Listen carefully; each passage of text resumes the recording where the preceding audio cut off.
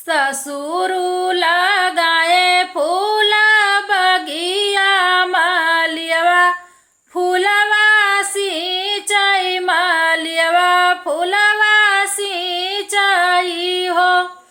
बहिनी छोटकी नदिया बड़ी चंचल मालियवा संग बिहासाई मालियवा संग बिहासाई हो।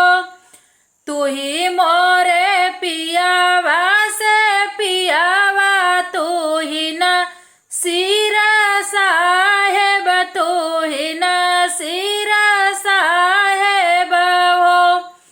पिया लहुरी ननद ऐसा चंचल मालियवा संग बिहासाई मालियवा संग बिहासाई हो।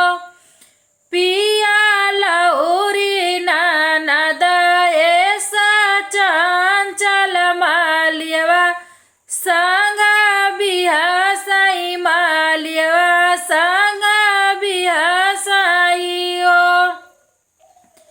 ये तनी बचन सुने भैया तो बहनी के बोलावई तो बहनी के बोलावई हो। बहिनी कवना मालियवा तू लो भावऊ तो हम का बतावऊ हो। बहिनी कवना मालियवा लो भावऊ तो हम का बतावऊ हो। ये तनी बचन सुनी बहिनी तो भैया से बतावई तो भैया से बतावई हो।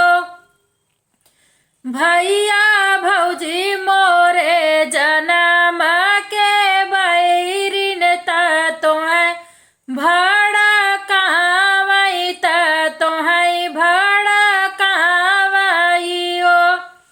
भैया भौजी मोरी जनम के बैरन तोहें भड़कावई तोहें भड़कावई हो।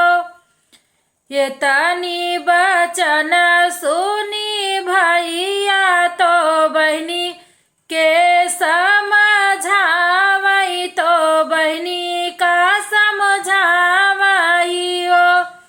बहिनी तोहरी भौजी हई तोरही तईसिन भला तोहरा चाहेली हो। बहिनी भौजी तुहरी हई तोरही तईसिन तो भला तोहरा चाहेली हो।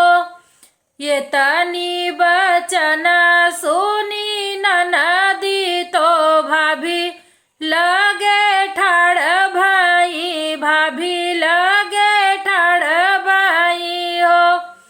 भाभी तो ही मोरी सब से ही तईसिन भला मोरा चाहेलू हो। भाभी तू ही मोरी सब से ही तईसिन तो भला मोरा चाहेलू हो। बोलिया तो हम भौजी बोली बोलहु नाही जानी बोलहु नाही जानी ले हो। भौजी तोहरा कहनवा हम मनबई मालियवा नाही चितउब मालियवा नाही चितउब हो। भौजी तोहरा कहनवा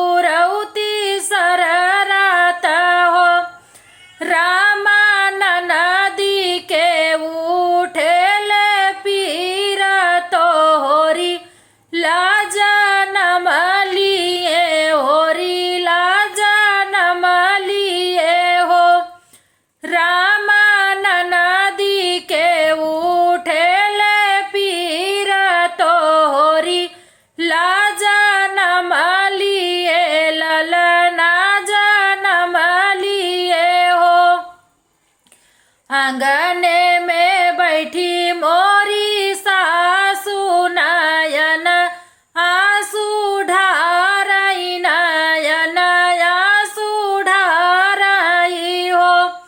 बहिनी बिना हो ब्याह के बिटियावा तो कहाँ मुँह देखई बई त कहाँ मुँह देखई बई हो। बहिनी बिना हो ब्याह कई बिटियावा तो कहाँ मुँह देखई बई त कहाँ मुँह देखई बई हो। भीतरा से निकली बहुरिया तो सासू का समझावई तो सासू का समझावऊ हो।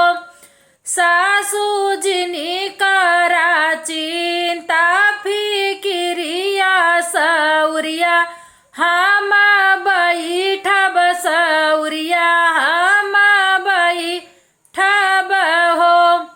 सासू जिनी करा चिंता फिकिरिया सौरिया हम बैठब सौरिया हम बैठब हो।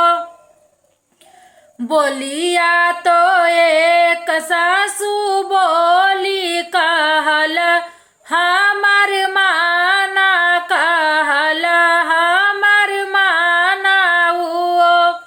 सासू ने बताऊ टोला महल्ला और पड़ोसी न सोहर गवाऊ हो।